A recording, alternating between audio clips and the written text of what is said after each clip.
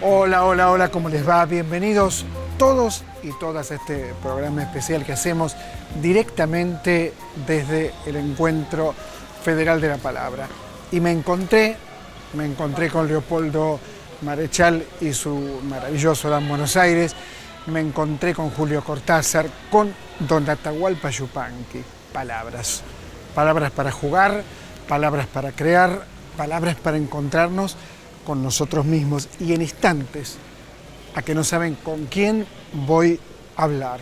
Bueno, con una amiga entrañable, con alguien que ha hecho mucho en el campo de la palabra, mucho, que es nuestra ministra de Cultura, Teresa Parodi, que no solo es ministra de Cultura, sobre todo es una enorme compositora. Y ya mismo la voy a saludar. Hola, maestra, ¿cómo va? Gusto de verte, ¿Bien? querido. Muy bien, muy contenta de estar acá. ¿Cómo te trata la función pública? Bien, porque es hermosa la tarea, ¿no? Hay mucha tarea, pero muy hermosa porque dejar, digamos, plantado, armado, organizado, lo más posible, un Ministerio de Cultura que no había y partiendo de una secretaría que existía y que estaba cumpliendo muy bien su función, pero que después había como que ampliarla, llenarla con otros contenidos, con otras secretarías, con otras posibilidades de articulación política, de la gestión política. La verdad es que es una tarea preciosa, porque soy consciente que estamos armando una herramienta para el futuro. Que no existía. Claro, imagínate. Es un ministerio. Claro, un ministerio para la cultura, que era lo que soñábamos tanto, que es lo que la presidenta finalmente pensó que era absolutamente necesario para nosotros. Pero la Secretaría cumplía ese rol, y lo cumplía muy bien. Pero me parece que este cambio, digamos, jerarquiza el área y le da también muchas más posibilidades. Toda tu vida trabajaste con la palabra. Sí. Componés permanentemente, creas. ¿Qué te sugiere este encuentro? Creo que es un encuentro necesario, ¿vos sabés?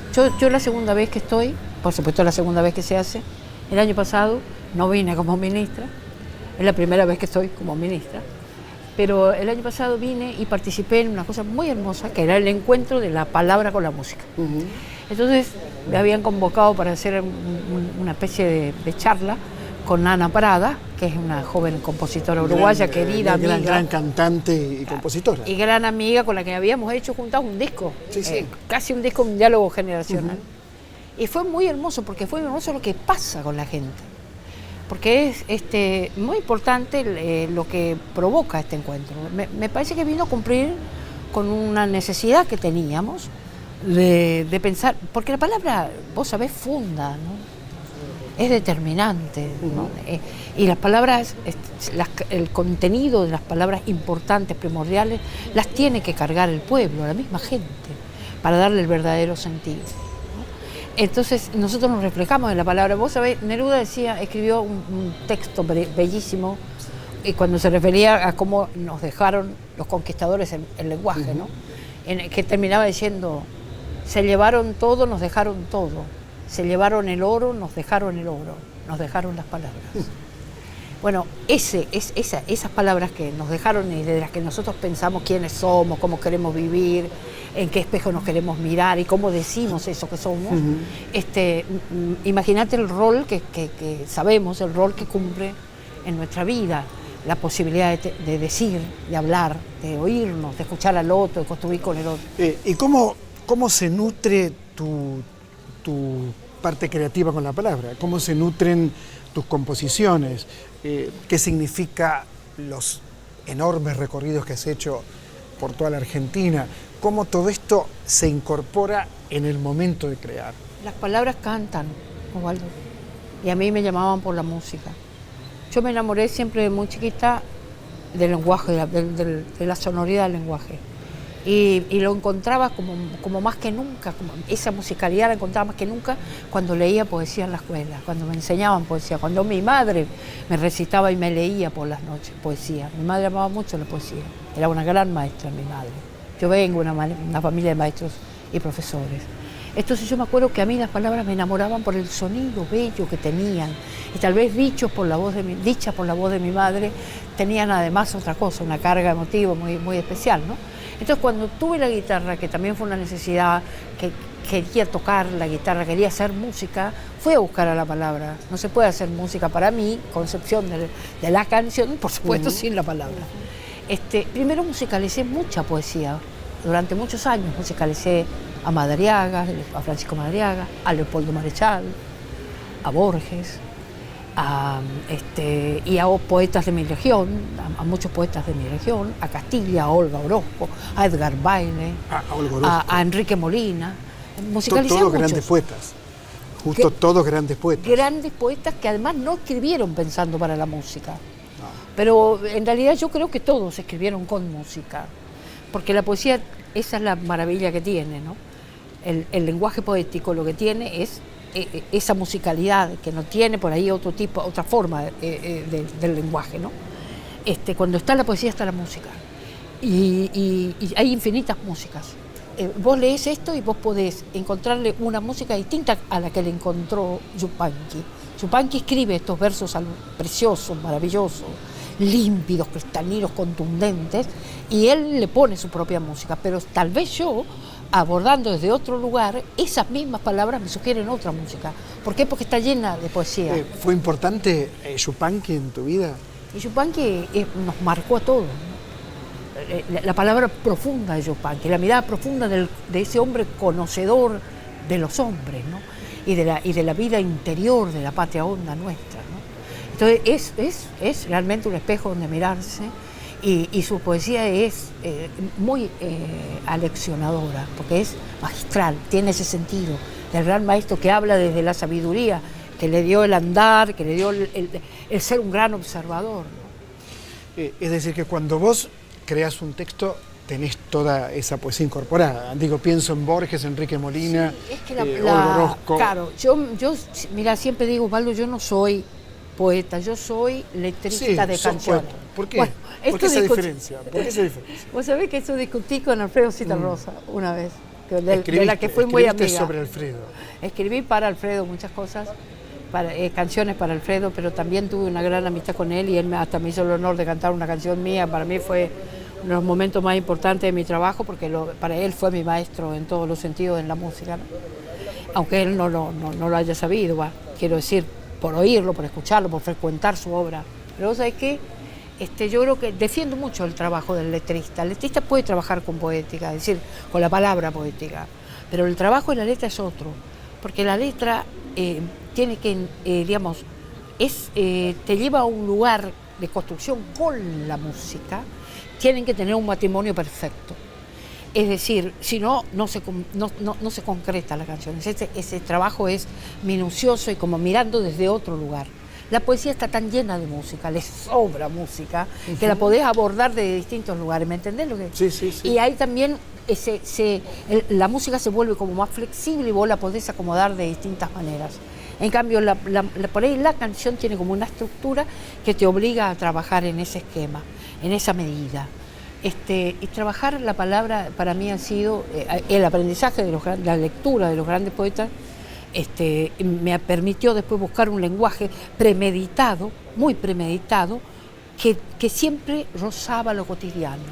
Porque yo lo que quería era contar historias con las palabras de todos, visibles en la canción. Era una meta que me ponía yo misma. Que yo te cante una canción y vos la veas, ¿no? Las palabras que te dije, que puedas ver vos las puedas historia. ver la historia, puedas ver la escena, puedas ver lo que te sucedía a los personajes que yo tomaba desde dónde quería contar la historia de mi lugar, por ejemplo, ¿no? Entonces, como cinematográfica, como pequeñas escenas o como un relato que podía ser cinematográfico. ¿Y esto empezó en tu infancia, en tu adolescencia?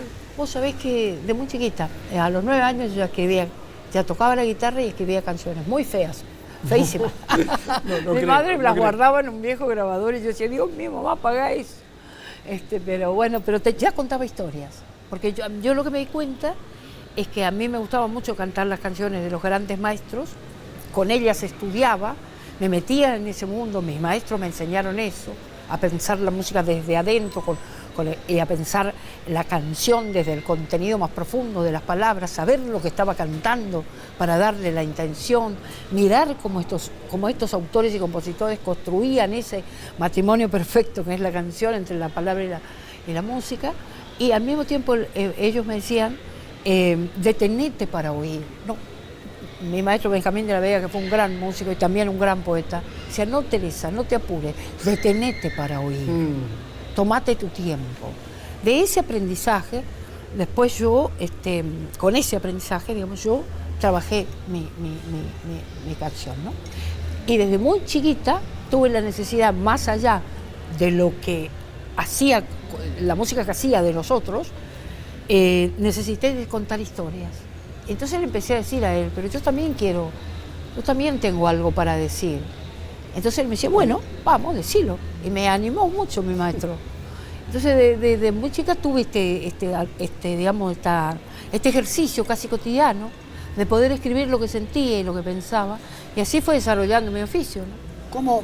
¿Cómo impactó la falta de libertad, la dictadura en tu obra poética, en la creación, en tu propio cuerpo, ¿no es cierto? Sí, nos atravesó a todos. A todos, claro que sí. Y atravesó la canción. Claro. La canción se vio condicionada por eso, porque sintió la falta de libertad. Yo no era conocida. Y los amigos muertos. Claro, los compañeros que desaparecían. Claro. Pero te quiero decir algo, yo no era conocida en la época de la dictadura. De modo que yo podía andar cantando mi canción, sobre todo acá. En Corrientes era más difícil eso. Más difícil porque nos conocíamos todos. Entonces, inclusive, a mí, en un momento determinado, y a mi ex esposo, el papá de mis hijos, ya nos costó quedarnos allá. Él inclusive estuvo detenido por razones políticas y finalmente nos vinimos a vivir a Buenos Aires. Allá era como que uno tenía que tener un cuidado con las cosas, ¿no? Porque con lo que cantabas y decías, pero lo mismo nosotros decíamos lo que teníamos que decir y decíamos lo que pensábamos, pero bueno, yo no era una artista conocida, de modo que no puedo decirte que fui censurada, no, para nada. Pero querías crear y esto había una atmósfera de época que lo impedía o lo dificultaba, mejor dicho. Claro, lo que te daba, tenías como una sensación de desamparo, de indefensión, pero lo mismo la canción salía para decir lo que me pasaba, ¿no? Para hablar de ese silencio y para contar las historias de los que... Yo escribí, por ejemplo, María Pilar, que es una canción que cuenta la historia de un desaparecido compañero querido, entrañable, en plena dictadura.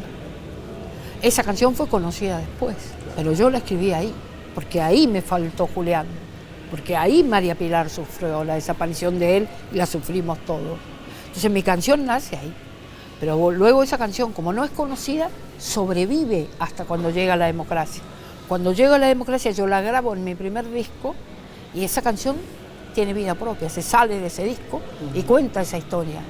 Y en esa historia de Julián y María Pilar cuento la historia de los miles que vivimos así en la dictadura. De ese momento, claro, ¿no es cierto? De lo que nos pasó, de los que nos arrancaron de las entrañas y de lo que la sensación que tuvimos todos, esto, ¿no? De indefensión absoluta y de oscuridad.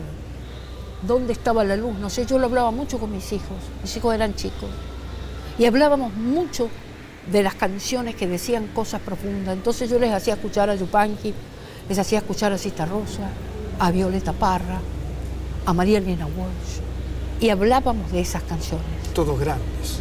Sí, todos grandes autores y compositores que dejaron una huella honda, muy, muy grabada en generaciones y generaciones, y que es un patrimonio cultural que debemos cuidar y debemos seguir transmitiendo, ¿no? Para que se siga vigente esta obra de ellos, extraordinaria, para hablarte de estos que he nombrado, pero son tantos, por suerte, los que podemos anotar en este sentido, ¿no? La canción popular me parece que tuvo un rol importante en la dictadura. Tremendo. Me parece que fue central para que algo empezar a cambiar también. La ¿cierto? canción popular, fíjate que fue un espacio de resistencia. Claro. Y los grandes nombres y las grandes canciones, aún las que decían entre líneas, porque lo podían decir totalmente, fueron canciones que nos marcaron para siempre. Acá mismo en este encuentro federal, el año pasado y se hizo como una historia, como un raconto, ¿verdad?, de estas canciones que nos marcaron, que fueron los lugares donde las cantábamos y nos liberábamos. Por ejemplo, aquí no digo una canción que te haya marcado mucho y que tenga que ver con esto que estamos hablando, que es el periodo más oscuro de la historia argentina. Cualquier canción de Citarrosa podés nombrar en ese sentido. Citarrosa escribió canciones que definitivamente mientras las cantábamos sentíamos que nos liberábamos, diciendo esas palabras, ¿no? Las de Víctor Heredia. Víctor es un autor tremendo que también fue como digamos, haciendo el camino, pero así sinuoso que se podía hacer en ese momento, pero siempre buscando la luz, ¿no? Siempre buscando la luz. El mismo Charlie. Claro. El mismo Charlie en los momentos maduros de la dictadura tiene un repertorio, tiene unas canciones tremendas que nos hacían, las cantábamos porque sentíamos que estábamos diciendo muchas más cosas de las que decían las palabras. Y en Chile también. Bueno, Víctor Jara, había canciones Violeta. Como, claro, Violeta nos marcó a todos. Claro. Me mandaron una carta, ¿te acordás? Sí, por el correo la famosa, y en esa carta me dicen que cayó preso mi hermano, que sin compasión con grillos por las calles lo arrastraron, sí. Pero vos fíjate que eso también está presente en la Guerra Civil Española. Sí. Vos fíjate, cuando le pones poesía a Celaya, a León Felipe, le pones música, sí. ¿no es cierto? Como han hecho. Sí. Poesía necesaria, poesía para el pobre, sí. Como el pan de cada día. Sí. Como el aire que exigimos 13 veces por minuto. Sí. Hay una fuerza en la poesía cuando hay un momento represivo. Sí. Enorme. Porque es esa fuerza que yo te digo que es liberadora, de emociones, hasta de impotencia. Fíjate que la canción española de la Guerra Civil fue una canción tremendamente contestataria que nos marcó a nosotros también. Ay, Carmela. Sí. La famosa Gallo Negro, Gallo Rojo, Gallo Negro, ¿no? Claro. La canción del soldado, ¿no? Claro.